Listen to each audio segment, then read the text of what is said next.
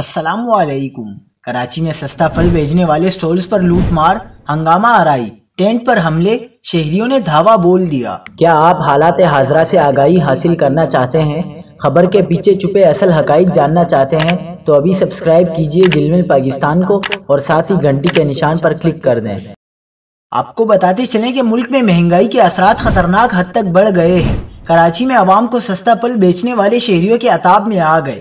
کراچی میں جیل چورنگی اور حسن سکوائر پر سستے پھل بیچنے والوں کے سٹالز پر شہریوں نے دھاوا بول دیا۔ جیل چورنگی اور حسن سکوائر پر شہریوں کی جانب سے سستے سٹالز پر لوٹ مار کی گئی۔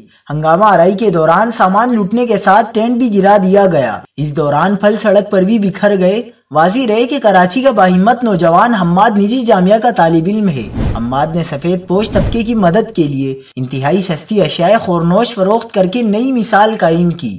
10 روپے کی سبزی اور فروٹ جبکہ 100 روپے کی چکن اور صرف 5 روپے میں روٹی بھی شہریوں کو دی جاتی ہے۔ اتنی سستی اشیاء فروخت کر کے حماد نے شہریوں کے دل جیت لیے ہیں۔